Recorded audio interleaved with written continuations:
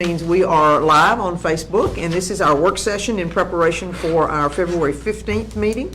So in calling the meeting in order, we have the pleasure of hearing from Sumner Davis and Dr. Passant. They're going to give us an update on the Starkville school system, and before they get started, I want to acknowledge that we're going to be losing a huge asset in Dr. Passant. He is retiring and going elsewhere.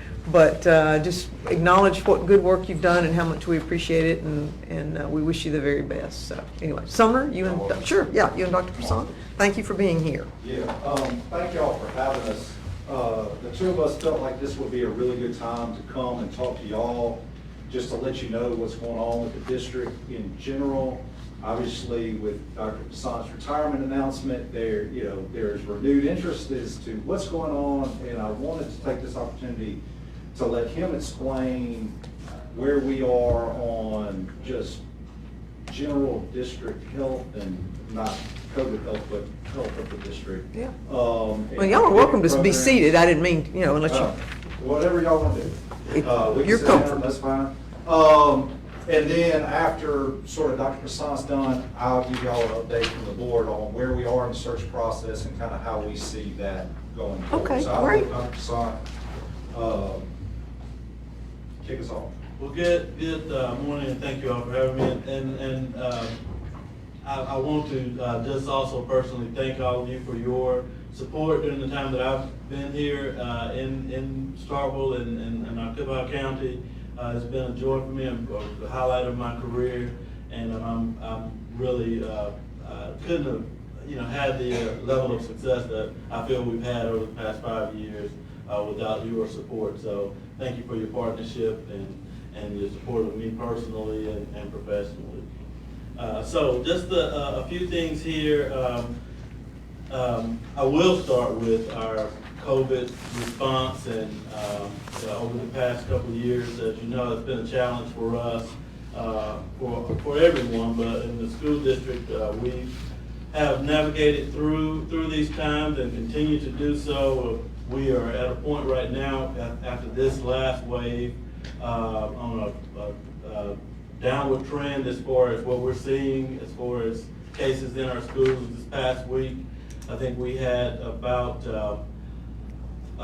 30 cases with students, which the previous week it had been 70, and the week before that it had been about 140. So we're on a downward trend there. And our teachers, I think we had 13 cases last week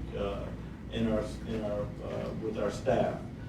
So we're feeling good about that. We are continuing the mask mandate in the school district for now, as we can continue to just monitor and watch the direction of COVID mainly, but then other things that are, we feel like our mask have allowed us to avoid some other major spread of other viruses that we normally deal with, as far as either the flu or even the stomach bug that normally goes around this time of the year. So all those things are in a good place, I believe.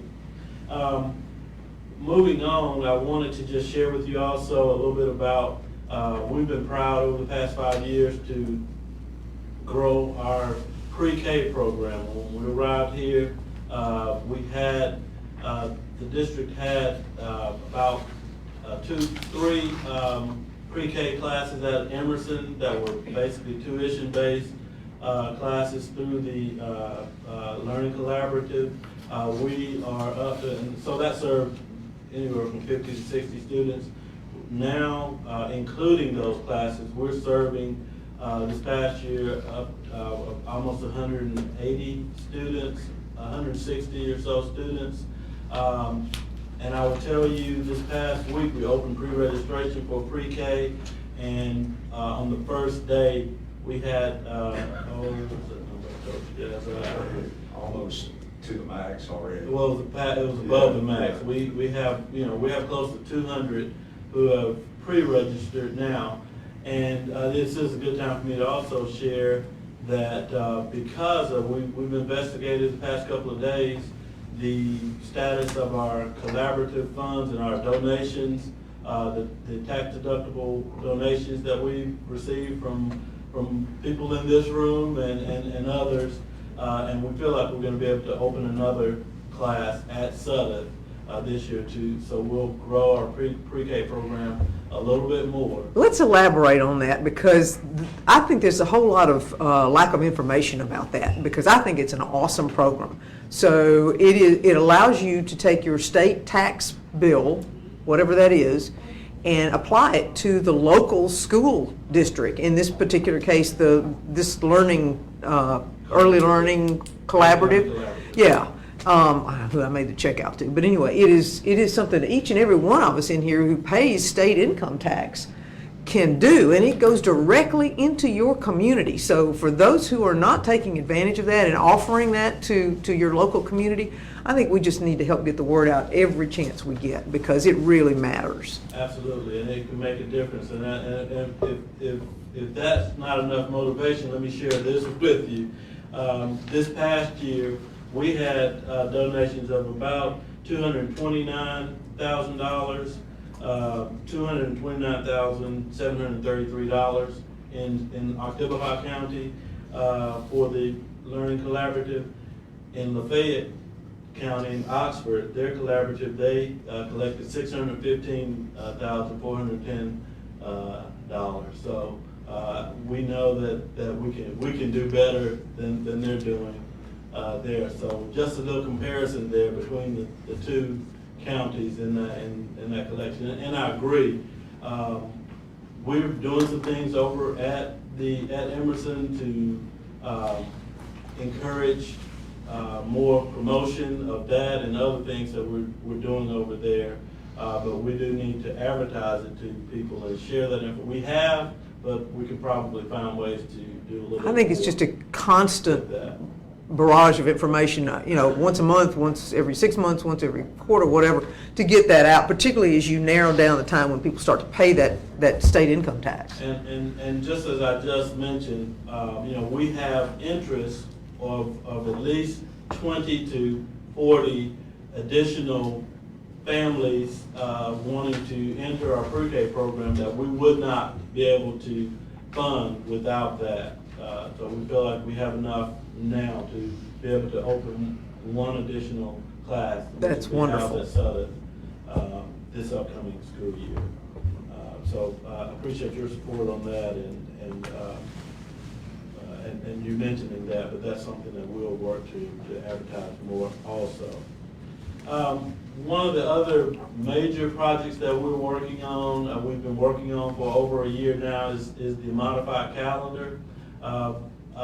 This is overall, just in short, I know most of you, if not all of you, have heard things about it, or maybe involved in some way or another with a child or family member or teacher, or whatever. But it's an opportunity for increased opportunities for success for our students, basically, with real-time remediation throughout the year, as opposed to summer school, which is totally ineffective. I won't get into a spiel about that right now, but this we feel is best for our students and best for their opportunities for success. And also, it's something, if you pay attention to it, you'll see it spreading across our state and across the country as people are looking to adjust and improve what we've done for years in education and looking at things that haven't worked and things that will give our students a better chance for success,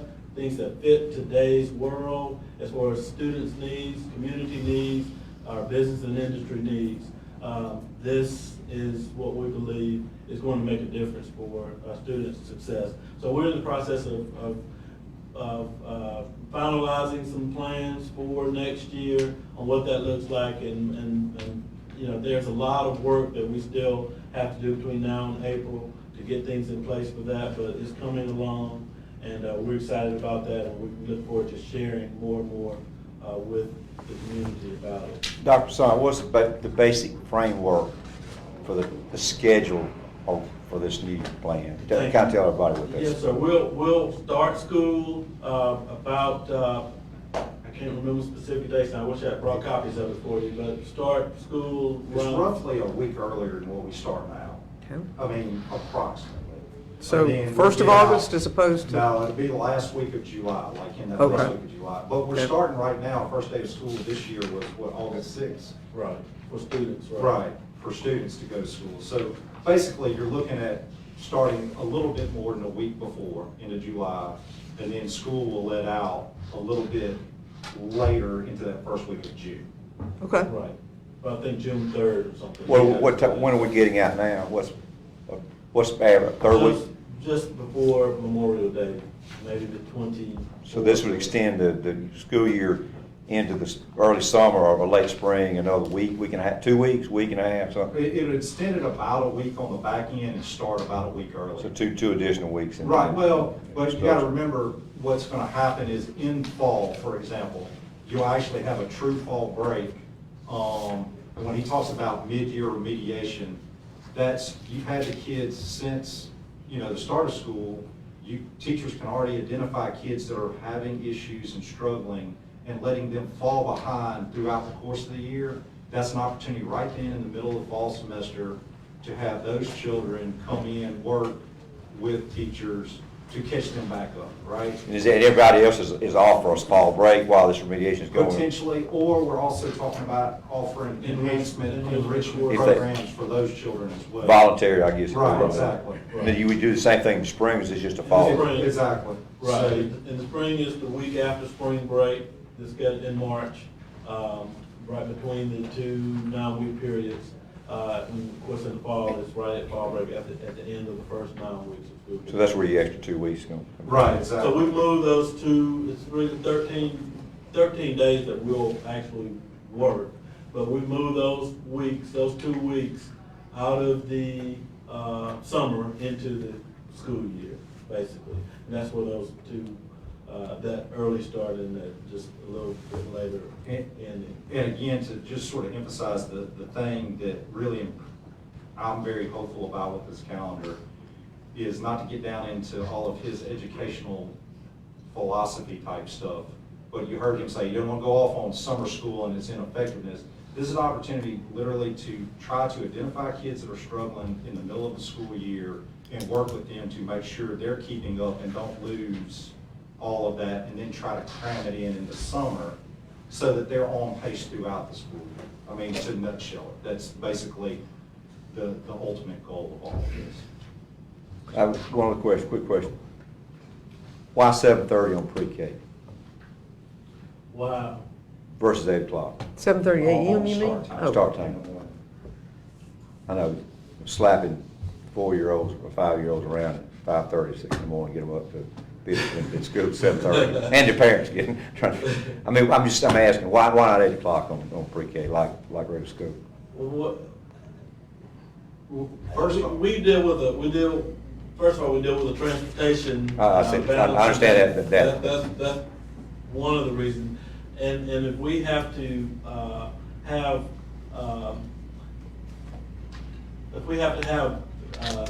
alternate times, the younger students perform better earlier than the older students do earlier. So that's our reason for not doing More weight. older students early, having it the other way around. But for the other piece is those younger students, we found that they're the ones whose parents have to get to work and whose parents need to have them. So most in people, school. that 7:30 time is not an issue. I have not ever heard any. I was just asking, I didn't know. Issue to it.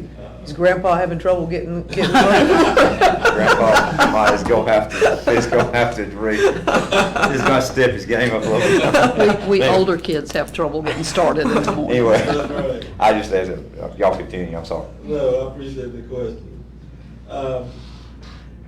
The next thing I'll touch on is, while I'm here, I'll touch on the academic houses at Starkville High School. We have been in really for about 4 years now into our career academy concept at our high school. where we basically have in grades 10 through 12, 3 schools within a school in our high school. And then it's divided by career pathways or career academies in the school. That's one that's focused on health and human services. The next one is focused on communications, arts, and business pathways. And then the third one is focused on technology, engineering, and construction pathways. And so those basically cover the interests in our community and in our area. And it gives students the opportunity to focus their studies based on their strengths, weaknesses, interests, career interests, and do studies, and they can take career and technical education courses, or just have their classes focus in those areas as they matriculate through high school. The goal is for them to study either through a CTE course or just through their normal studies and through internships with our local business and industry partners. We've been working over the past 4 years to talk with our business and industry. We've had our first official major partner with Starkville Utilities with Mr. Kemp there, as you may have seen and heard about that just a few months ago. And we're partnering with as many businesses in our community to do things like come in and speak with students, give them opportunities to experience, give them opportunities for field trips to explore what goes on in their business and industry, to intern with them in cases where that applies. And they're working with us in all kinds of ways to make connections and build relationships with our students and help them understand how their everyday learning in school connects with the needs of being able to go into the workforce. Our goal there, and I was really excited to hear about the governor's funds that he's putting towards the industrial park in the area, but our goal is to create a high school that business and industry will be able to look at and say, they're building a workforce in that area that will be able to go in and work in our businesses. So that's one of the goals, but it's also to just make sure that our students, as we work to increase their interest in school and connect their learning. Students today want to know why. They want to know why they're learning geometry and why they need to learn how to write and all the other things that we work on. And so the best way for us to do it is to connect them and have the people in the work, in business and industry to come in and show them how this connects. And so the goal is to just increase the interest in school and have students understand why they're doing the work that they're doing, and also to build those relationships. We feel like Mr. Kemp's group coming in and taking our students to the water treatment facility.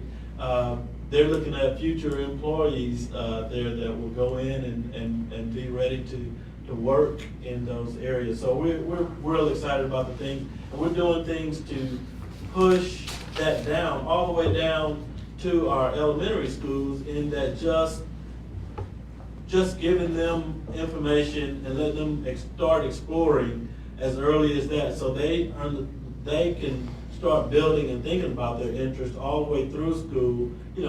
Obviously it's age appropriate all the way through, but by the time they get to 10th grade, then they have a better understanding of what they're actually interested in, and then they can join in that house and work through their studies. The other thing through that, and I'll move on, is that just as important as it is for them to understand whether they really are interested in being a doctor, it's just as equally as important for them to understand or realize during this time that I thought I was interested in that, but I'm not. Before parents spend that money in college and they get 2 or 3 years in and decide that that's not what they want to do. So we're hoping that, this concept just develops the workforce in our community and improves opportunities for our kids. That's been in place 1 year or 2 years? How long has it been in place? It's been a process Okay. that started, these students who are seniors this year went in as ninth graders. And so this year was the first year that it was fully wall-to-wall, Okay. all the students are Okay. in a house, in the school. So that's been a process. And it's an ongoing process. It's developing next year. There'll be some other adjustments to it that will take it to the next level. We're working with the National Career Academy Consortium to build this concept. And we'll actually be the first school district in the state to have every student in our high school that's in an academy. There are others that have pockets within the school, but we'll be the first one to have our full wall-to-wall in the state. So we're hoping to, continue to grow the support for it and be a model for the state moving forward. And I say this, I know I'm moving on, but I'll always be a part of this and what's happening here with all of that.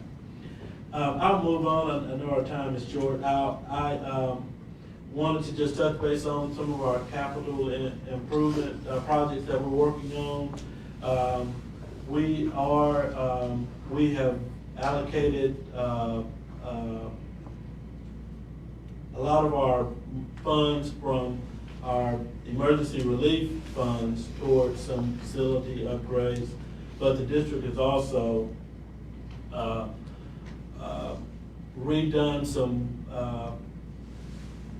funds to about $8 million that we are allocating towards that as well, for a total of about 12 to $13 million that we're putting into our facilities right now. Yeah, we started this process prior to COVID, looking at capital improvements and our needs throughout all of our buildings in the district, all of our schools. We were able, through a combination of kind of changing some things in the budget and some refinancing, to be able to go get $8 million bond out. $8 million prior to COVID. We had a list of 1-year projects, 3-year horizon, 5-year horizon, and then COVID hit, and then we get federal money.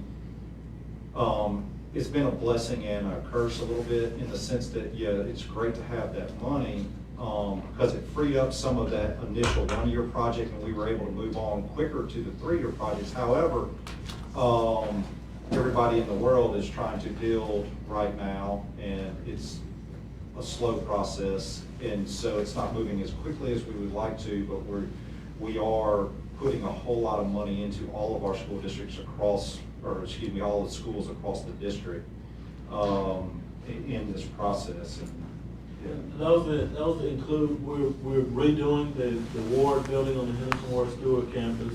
We totally gutted it. We are re-roofing it, new HVAC system, new windows and doors in that building. Of course, repainting and all of those things inside of the room, but it'll be a kind of a new building when we finish it, and that's scheduled to be complete by the end of April. So we're moving along on that one. And then otherwise, as Mr. Davis said, we're working on some of those things included redoing restrooms in buildings, HVAC systems in just about all of them, some roofing projects, windows and doors, redoing the gym at Armstrong, and adding science labs, which is something that's really important that was missing in that building. at Armstrong. We're adding science labs in there, just to, increase the interest in science, but also give students that hands-on learning opportunities in science. There's also included in this project, some upgrades to our athletic facilities at the high school. So we're moving along with all of those projects as was just stated. Everyone I think knows that the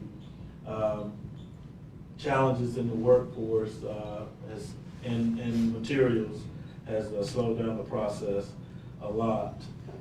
Speaking of workforce, we did have our job fair the other day, our annual job fair. We have major challenges with the workforce, just like everyone else. Not only teachers and dealing with the teacher shortage and filling some of those positions, but also bus drivers. That's been a major challenge for us. We're about 15 bus drivers short right now for what we need to run our routes successfully. We have the equipment. We've been able to purchase buses for our school district and keep our equipment in pretty good shape. But we just are lacking in the workforce to fill the positions.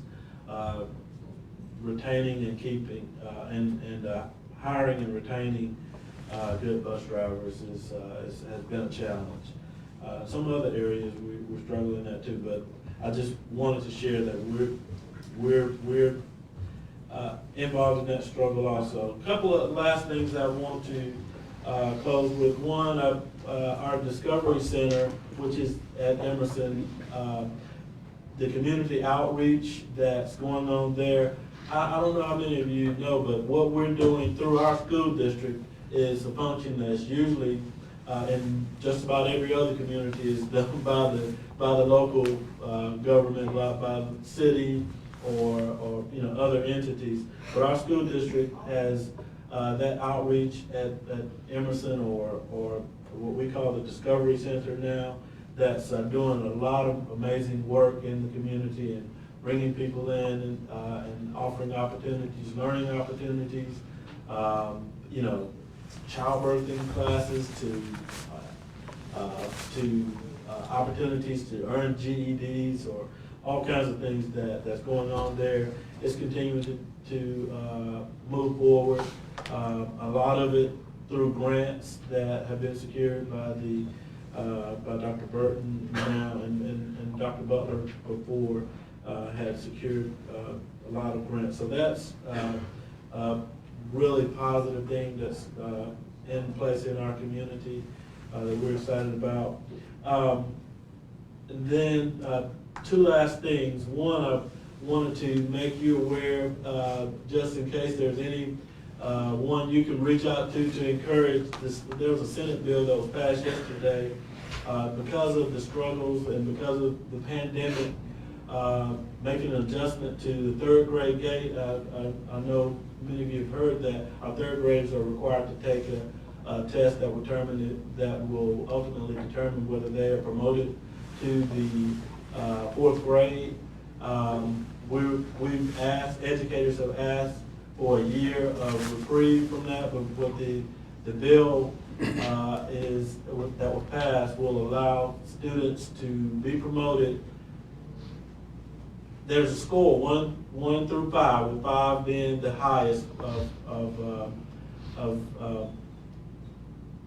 the highest level of passing, proficient.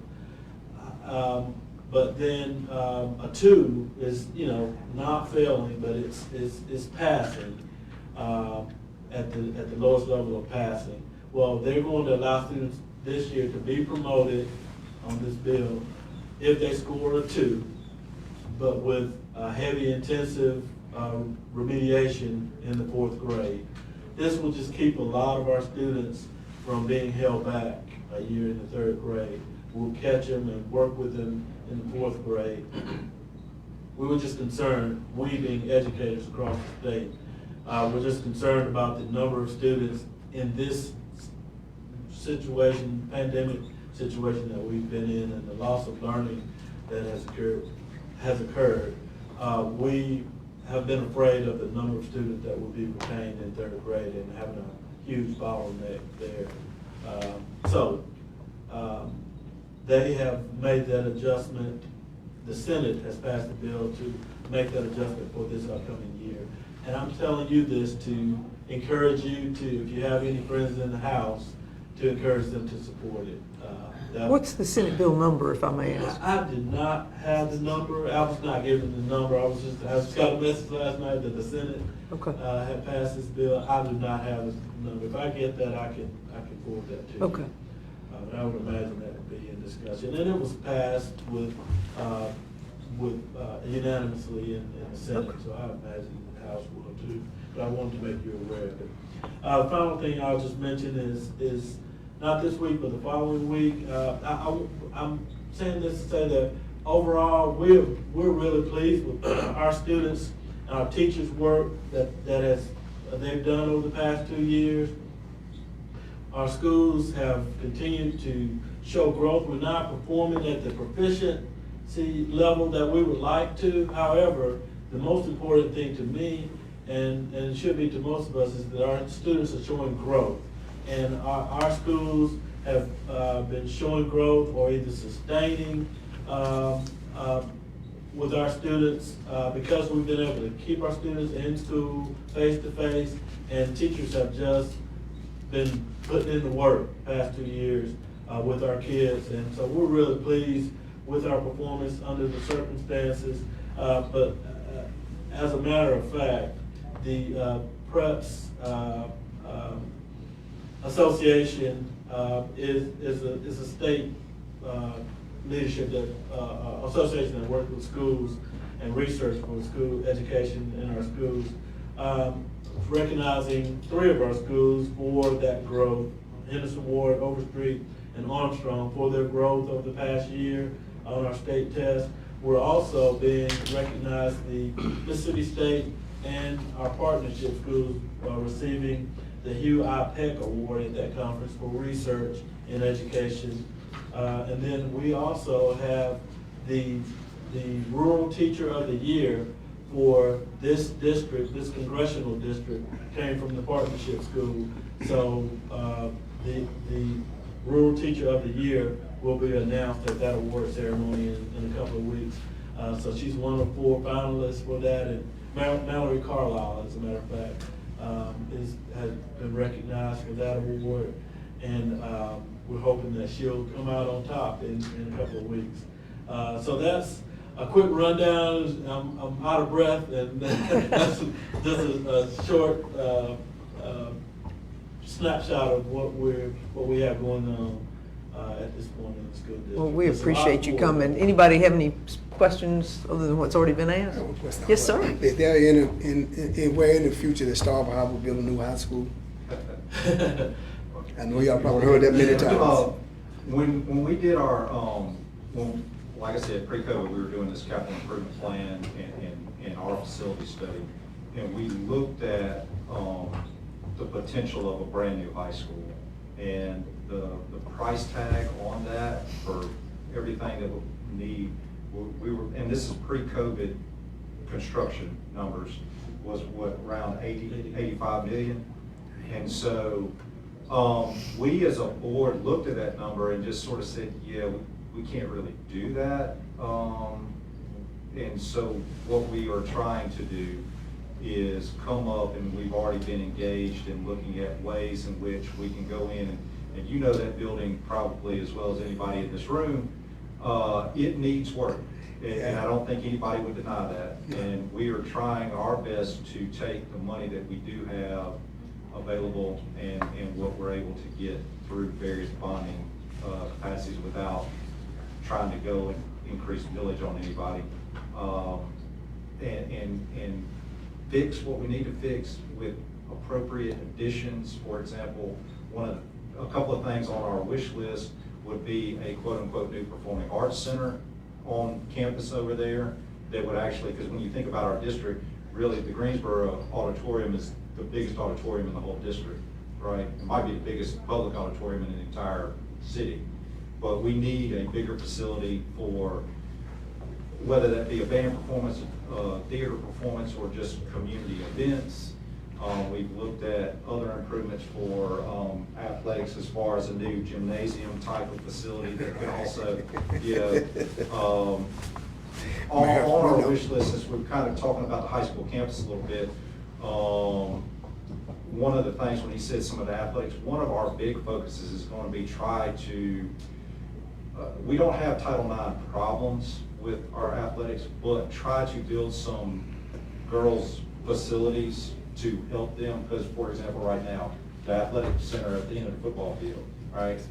That's functioning as a locker room for football, track, girls soccer, boys soccer, you know, Yeah. girls softball's changing in the concession stand right there, because we just don't have enough space. So, we're trying to make an investment to get the girls some facilities of their own.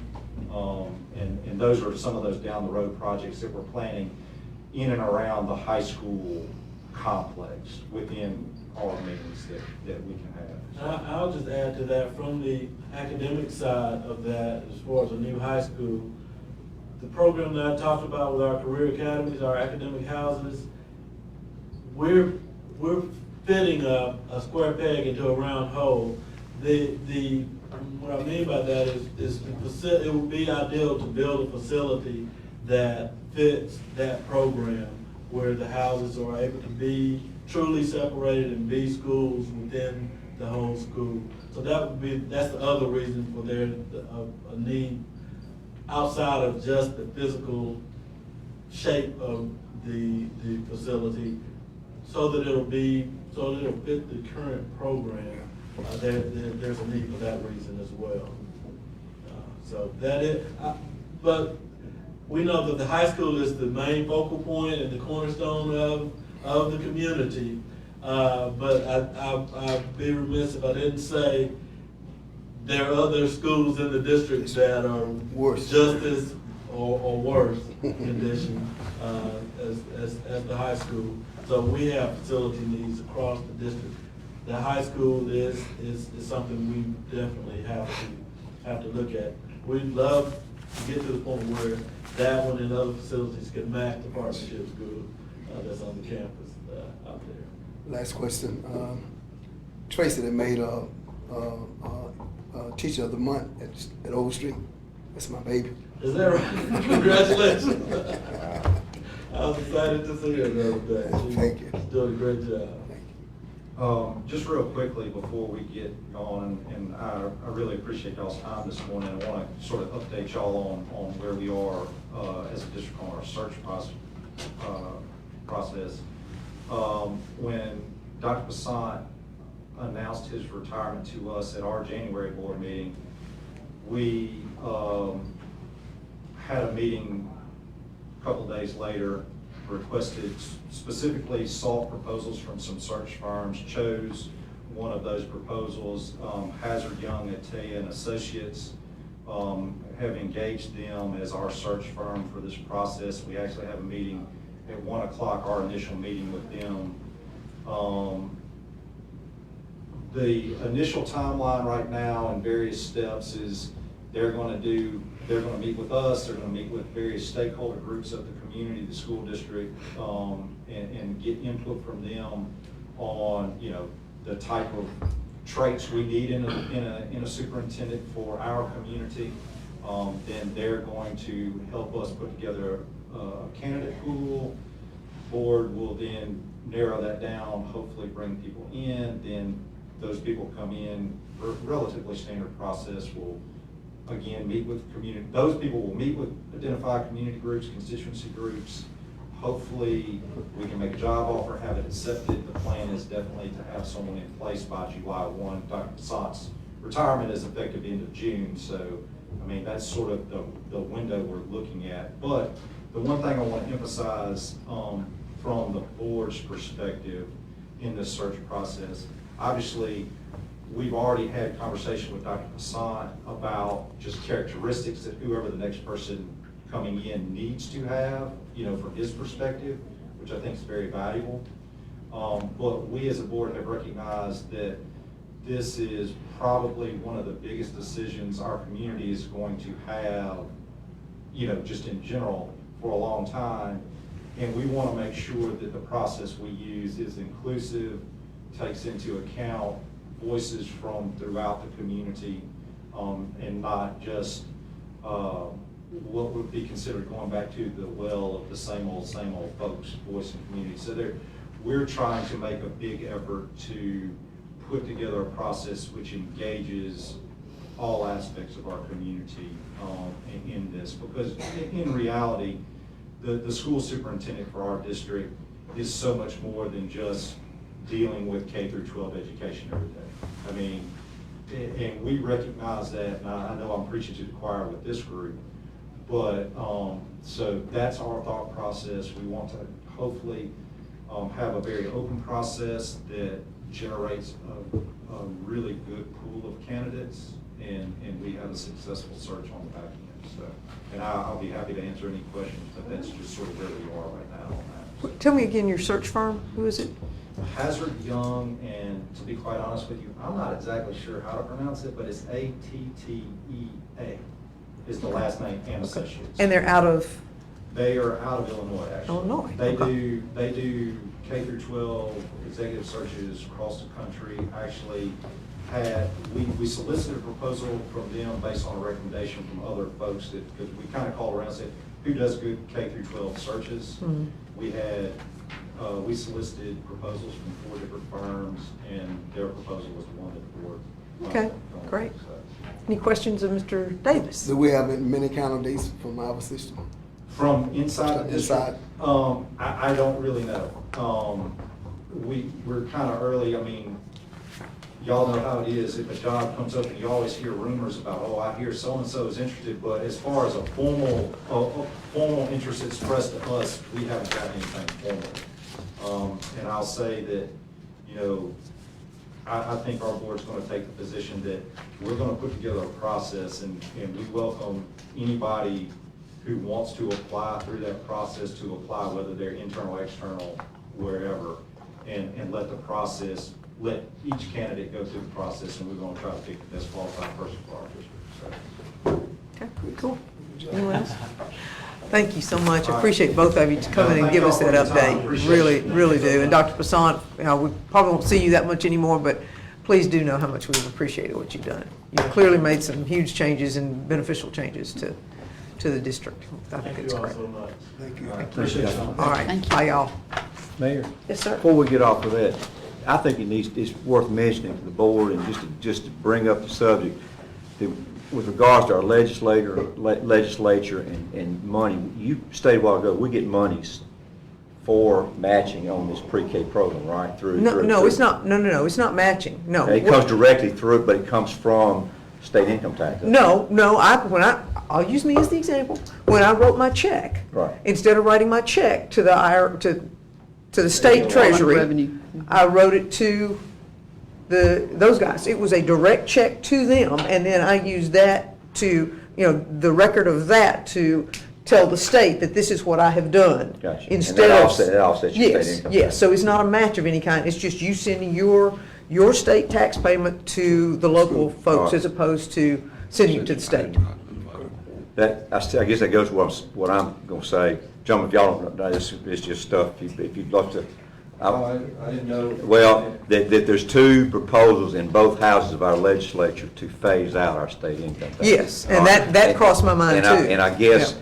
that the municipalities, we need to know, at least be aware of the consequences, unintended consequences of the state income tax is the second largest single source of revenue for Mississippi's general operating budget, general fund. It's 30%.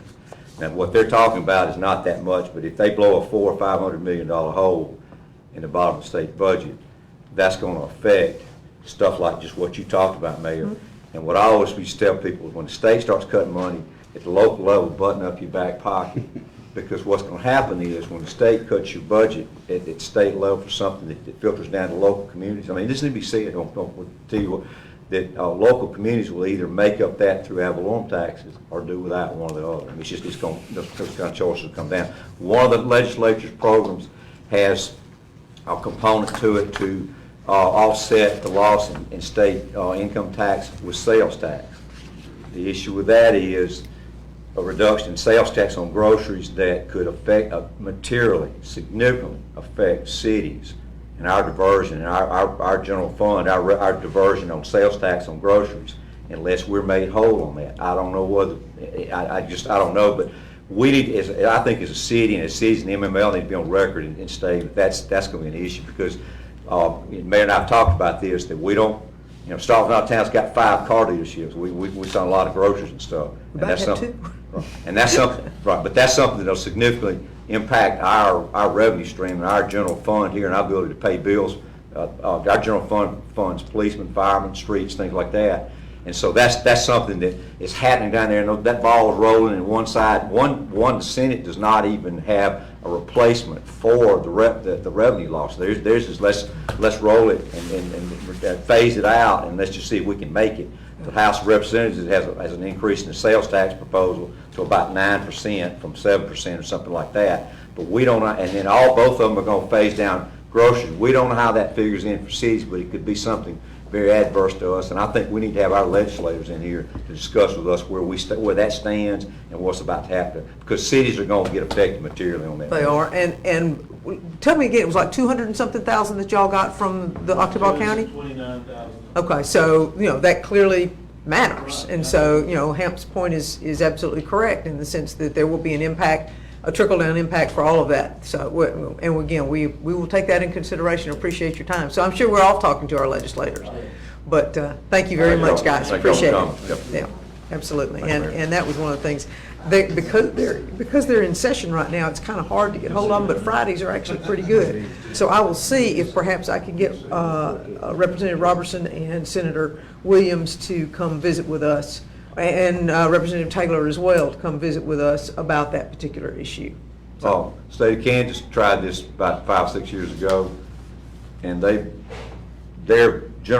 state general fund revenue dropped 11% in 1 year up there when they cut out their state income tax. They dropped by $700 million. They had to go back and just start going to the state departments and saying, hey, you got to cut your budget 20-25%. The next year, they added sales tax back to make up that loss in state income tax, but it was a big deal up there. So I mean, and their state budget revenue, general fund stuff mirrors Mississippi's very closely.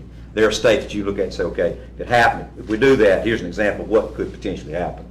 But anyway, I yield. Okay, all right. And if I could beat that dead horse for just a second with Alderman Beatty, part of what has pushed this along is the fact that they have, they're in a good financial position right now at the state with one-time monies. And so they're making the long-term decisions based on one-time monies. And I'd like to say that our board has traditionally been very cognizant that when we have one-time monies, we use it for one-time expenses and not for ongoing operations. So I'm fearful that they've not thought They're through that breathing piece of rarefied it air too. down there right now, but that kind of money won't last forever. It catches up. Yeah, clearly, and they're hopefully going to give some of it to us. So We're hoping, and we'll spend that's it what on we're working one-time on. projects. We will, absolutely. Okay, so we'll go into our agenda, and right now we have 3 sets of minutes, and I'm assuming, Mr. Latimer, as I turn to you, those minutes are all how they should be, in your opinion? Yes, ma'am. Feedback's been provided to Lisa, and I believe she's made the corrections. Okay, so is consent good for all 3 of those?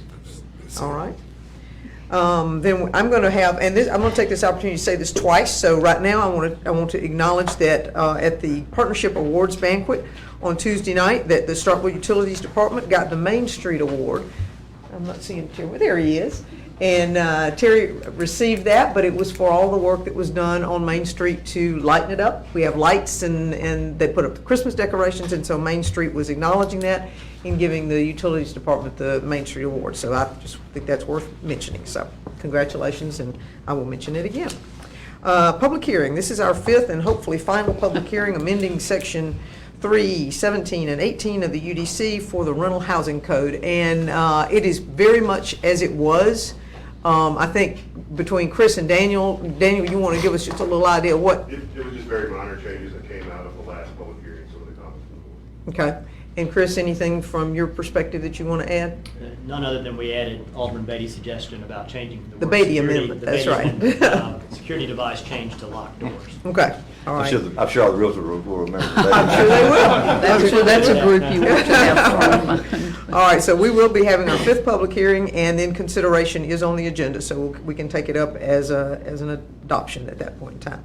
We have our first public hearing on amending the Unified Development Code for Section 14.7 signs.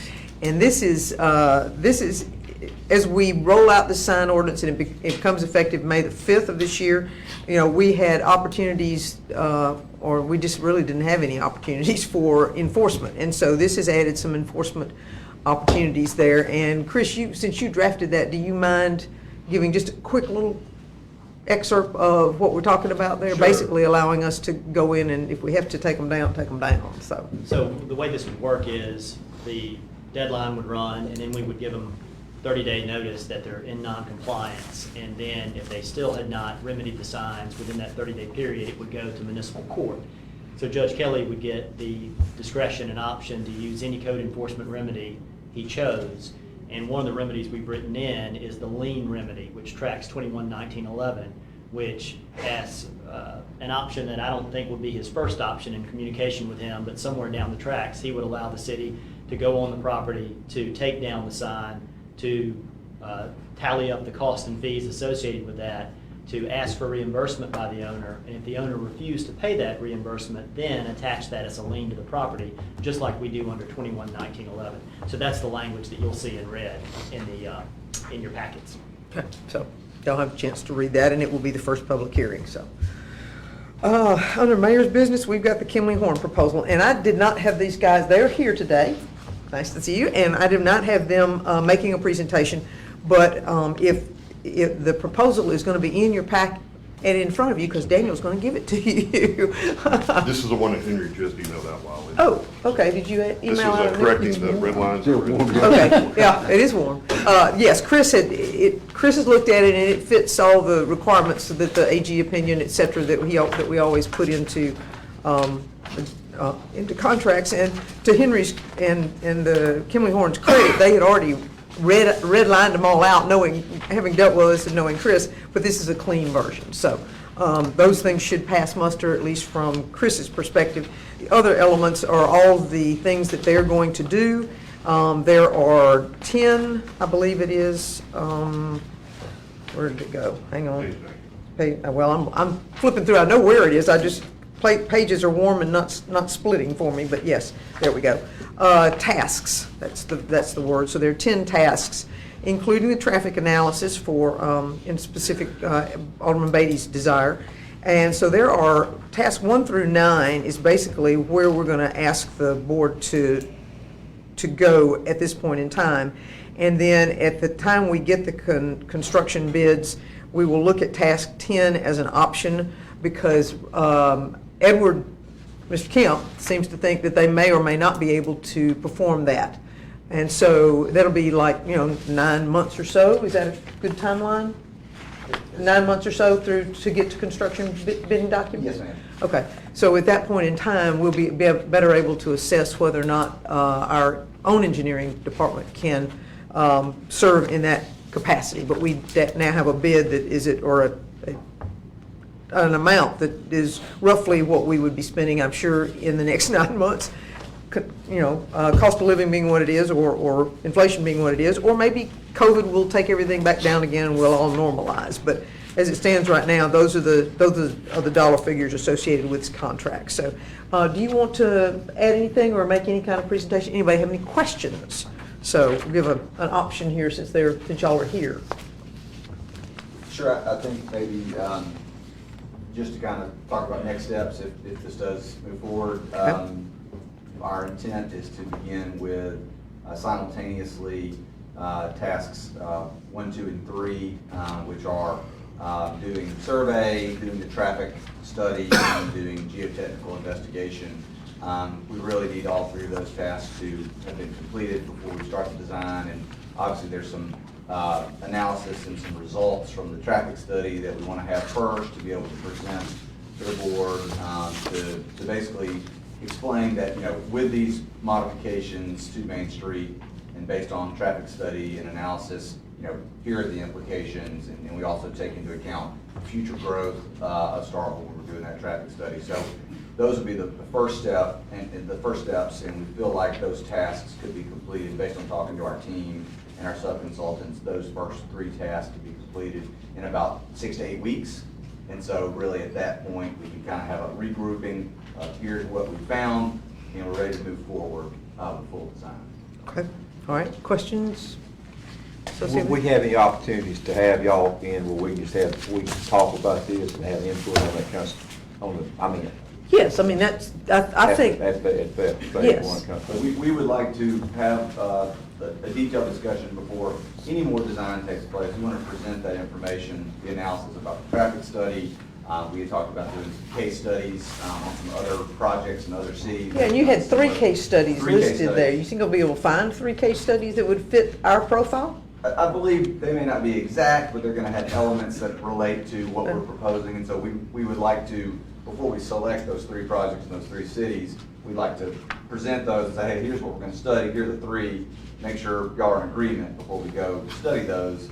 But the whole idea is to provide, real data, quantitative data about here's doing some analysis, looking at, peer projects in cities of people have done this, and here's the positive impacts of doing these type of improvements to, transform a corridor. Yeah, well, I know Athens is certainly in the process right now. Is that one of your things y'all was at, the Athens project? No, they were Greenville, y'all were Greenville, right? Well, we did Greer, but we planned to look at Athens, and anyway, we can. Their street was the one north of not the one at Face University, that next street. No, that's their restaurant district. Right. They did what we're proposing. They're in the process right now, aren't they, No, Chris? by April, they'll be through with Yeah. it. But one they did, they made it's one way, and that way you go Well, one direction. that's in the, they're gonna study that as well. I'm just saying, it's real close to what y'all are kind of proposing for us. Yeah. But I think the long and short of it is before we start design, we want to sit in a group, present all this information, get on the same page before we start marching Okay. forward. And even during design, we're going to have checkpoints and stop, and let's look at where we are. Thank you. Cool, all right, wonderful, thank you. Since that is such a detail, we will put that on consent. We'll let someone else speak to that before we get there. Resolution on the stormwater, that is what I put in front of y'all. That merely gives you the dollar figures that are associated with, remember, January the 18th, we passed the general board authorization or board approval for expanding the use of the ARPA funds. This is to actually give specificity to it, because as I have gone along and had conversations with our representatives, Senator Williams in particular, they want specifics. And so I have asked Mr. Kemp and both Mr. Kemps to provide me this information. And so what we have is stormwater management, water infrastructure improvements, and sewer infrastructure improvements. And the total is total is $13,015,000. And that exceeds the match of what would be, their $6 million match would give us the $12,606,000, whatever. So that takes us to that maximum amount, and with any good luck at all, we will get a total match, dollar for dollar, and if not, hopefully we'll get a reasonable amount. And, yes, sir. I was going to add, in the stormwater thing, and it's kind of like this thing, but Mayor, it was just some things where this was proposed to us, and we, passed it real quick, and things like, had that been kind of put out on the table, I mean, like the flooding in I had flooding in Ward 5 at Woodcrest, where the water backs up in the houses that built in 1970, never bring that had flooding. Wade, what's the latest on Wade's Instagram, out there on That's where? Woodcrest, and that right off of I'm sorry. Anyway, it's one of those things where we put a culvert in, covered over it, improve the backyards and stuff. But then when you get these big, whatever they are, 100-year events, whatever, we've had 2 of them or 500-year events in the last 2 years. It gets to Woodcrest, the pipes are not big enough on the Woodcrest. It backs in those yards and goes and had one house that had 3 or 4 inches of water in it. And that's one of those things where a bridge or some kind of, a project there would turn water loose or let it go under Woodcrest Street Drive, and the drainage ditch is plenty big to handle it, but if it backs up there and backs up there, that's the kind of stuff to me that stormwater stuff would be. Let me tell you why these are here. These are the projects that we've already identified that are doable within the timeline of the ARPA requirements. The Highway 182 project is the bill grant. The Lynn Lane project is the stormwater that we've done. The Colonial Hills is already in the process. It's set for this year. Northside Drive is set for this year. Main Street is set for this year. So these are projects that we have already identified and can have numbers to. And this needed to be done like ASAP. So that's the reason for And it. if I could, this was an attempt, as I appreciate it, to put together a list of things that the state is like, the legislature is likely to match.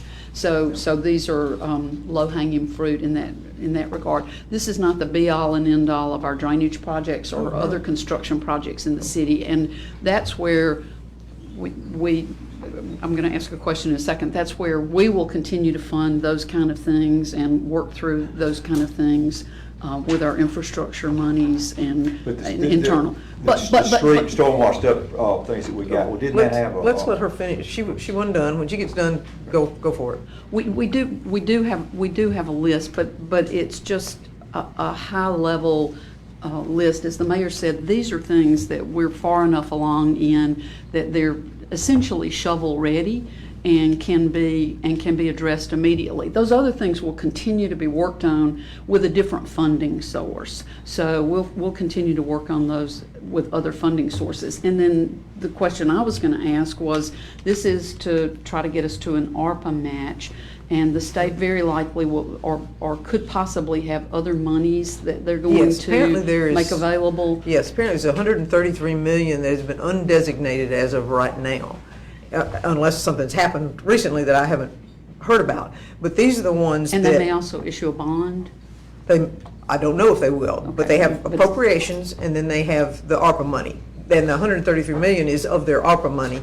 The appropriations money, I don't know what they're setting aside for cities, but that is also another pot of money. And then there may be bond funds, but I don't know that for a fact. Which are additional things that we can go back to the state and ask for additional help as we move along. But this was, like I said, as I appreciate this is things that are essentially shovel-ready, which is an important part of getting a project approved.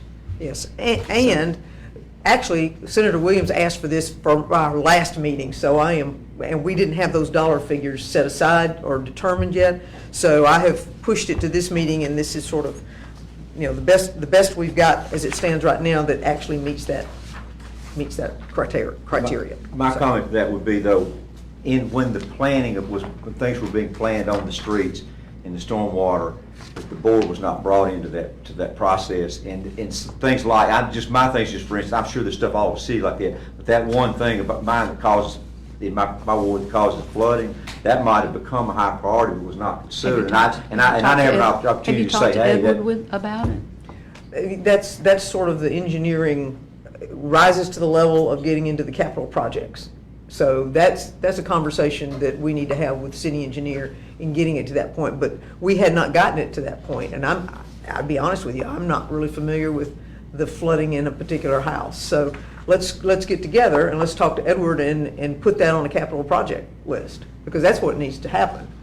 But it's that I don't know what it'd be, but it's $500,000, $600,000 bridge replacement, something like that. That's automatically a capital improvements problem. I mean, necessarily bridges are not, or whatever, they're expensive. They are, and we have to know about it. So let's sit down and we'll have that conversation. But I guess the biggest thing is when the planning of the streets and the list of things that we planned out for 5 years was in the process, the city board, who approves these resolutions and things to do this stuff, was not brought into that picture to allow to at least have some input for the engineer to go back and do the final list on.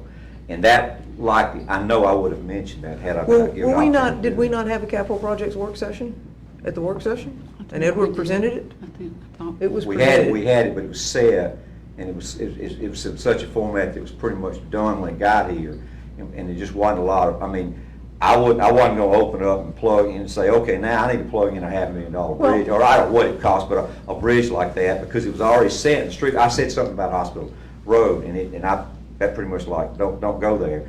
But I'm just saying that Hospital Road is functional, but that's aesthetic, that's road pavement, we'll drive on that kind of pavement. for a while. But this bridge thing on Woodcrest, I mean, that's an issue. I Okay, mean, well, that's- we need to sit down then and talk about it and set it up as a capital And I project. just would, and had I been given an opportunity to say that before the list was made up and the priorities were put in, priority phase 1, 2, 3, 4, 5, whatever like that, I would have mentioned that, because I just think that, that's something fundamental, people getting water in backing up their yard in the back of their house, that kind of thing. And I didn't see it, it didn't happen one time, it happened twice. Okay. Since I've been on the board, and that's been 3 years, so. Okay. It's pretty Well, important. let's set an appointment with Edward or a time with Edward to sit down and go over that project. Thanks, Mayor. And any others that you have that rise to that level. And that's true of everybody. If y'all have got projects that rise to that level, then let's sit down and talk about them. And by that, I don't mean, it doesn't have to be a full board. It can be whoever's ward it's in and whoever's got a project that they want to bring to the table and have it added to the capital improvement project. Okay. All right, so anyway, that's the resolution. And this is all, the consideration of authorizing 8 youth and 2 coordinators to attend the statewide youth leadership summit. Can we put that on consent? All right. The proclamation of the local emergency, we can roll with that consent again on that one. And then we have the board under the professional services for asbestos removal of building number 5, Brookville Gardens. We needed to go ahead and accept the quote of that one. Consent for that? All right, thank you. And then we have adopting an updated development fee. This is to include that rental housing ordinance fee that we've established. So we also needed to update our fees. Daniel, Steen, Lyle have all worked on those fees, as well as Edward, because each one of them incorporates things like the engineering, the stormwater inspections, all those sorts of things. So you'll have that in front of you. But mostly it was because of the rental housing ordinance that came to the forefront. But these fees is out of date, they need to be. Yes, long out of date, so. All right, under engineering, and Mr. Kemp is on vacation, but Mary is here to help us if we have any questions associated with it. These are authorizing advertising for construction projects as a part of the bill grant, and we need to take care of that one. Could we do consent for that? Consent. Okay. And we have a supplemental agreement with Neil Schaefer for design. Consent. All right, thank you. Consideration of the revised bill grant agreement, and that is going to be reflective of the increased costs associated with it. So I want to make sure that didn't come as a surprise to anybody. I wanted the board to be able to see that and agree with that. So that is the approval and authorization for me to execute. Yeah. Any consent for that one? Consent. Okay. Consideration of engineering services with Atwell and Ghent to provide design, bidding, and construction for the replacement of the 3 traffic signals on Louisville Street. Alderman Brooks' favorite topic. So consent for that one? All right, thank you. And then under finance, we have the acceptance of the January financials. Consent for that one. And then the fiscal year budget adjustments. Alderman Sistrunk, have you looked at those? Is there anything there that's worthy of? I've not looked at the final thing. They're just some cleanup sort of things, and probably the big numbers that you will see if they get it pulled together is to redo the Parks and Rec Department budget to reflect our current contract as opposed to functioning as a department, but mostly just cleanup things. Consent for that one? Okay. Human resources, these are all hirings. Mr. Ashford, there he is hiding in the corner back over there, has gone through, and we have Courtney Cochran as a program coordinator and intern for Keep Starkville Beautiful, and that is coming under the grant funds. Is that correct? Yes, ma'am. Okay. Consent for that one? Authorization to classify Alan Pepper as a maintenance supervisor at Starkville Airport Department. Consent for that one? Consent. Okay, and we hiring Steve Bourne as a certified firefighter, building that group of folks back up again. Consent for that one. Bailey Wofford as an engineering associate in the Starkville Utilities Department, and I know we're glad to have those folks coming our way. And then another consent for that one, and then Sanitation Environmental Services Department again. Consent for that one. And then a GIS coordinator. I'm delighted to see the GIS coordinator. That's great. We needed that. Consent for that one? Okay, thank you. Code enforcement, we have consideration for calling for a public hearing under Mississippi Code 21-1911 to determine a structure at 200 Curtis Circle. And it takes but a drive-by to determine that this is an appropriate thing. So Alderman Carver is not here, but I know that's in his ward. But again, that is pretty easy to determine, and it is just calling for a public hearing. So if we could get consent for that one? Okay. Purchasing a knuckle boom loader for the sanitation department. Our knuckle boom loader, there's Chris. Our knuckle boom loader is in need. We're wearing the one we got out. Yes, that's correct. This is to replace the one that's been down since August. It was 2012. And we kind of did a study for about 3 months to see could we downsize to just one knuckle bone, but due to the annexation and just the size of the store, we actually need 2 that's operational. And we do keep them busy, no question about it. So consent for that one? Consent. Thank you. All right, Utility Department, change orders for wastewater biosolids improvement project. Consent for that one, okay. Authorization to advertise for bids for electric division right-of-way clearing service. This is our annual, is this an annual or 6 months? That's about yearly. Yearly, annual, okay. Consent. Consent for that one, okay. Authorization for Starkville Utilities to initiate with Garver under professional services agreement, and Mr. Latimer has looked at that. Yes, ma'am, we've got that language where we want it. Okay, That's good. consent for that one, okay.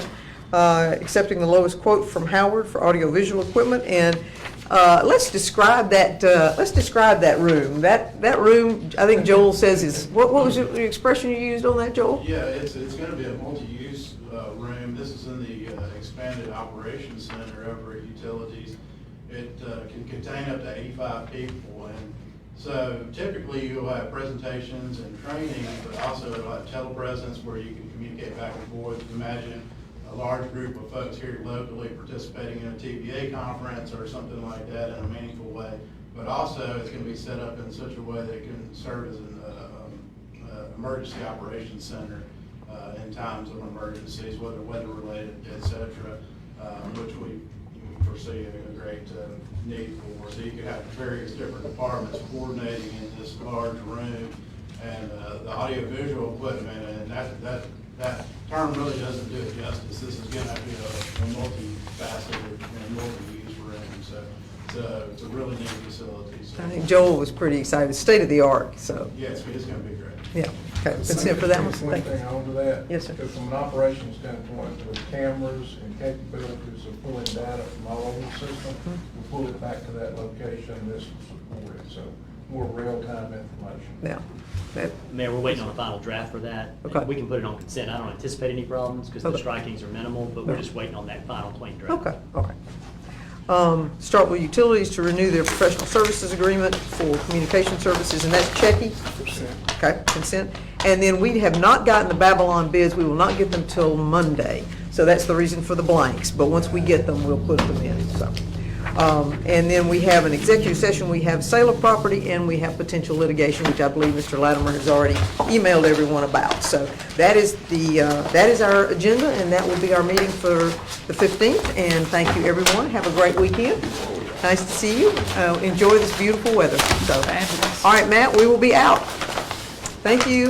Mayor. Yes, Lady Dogs, they played well last night.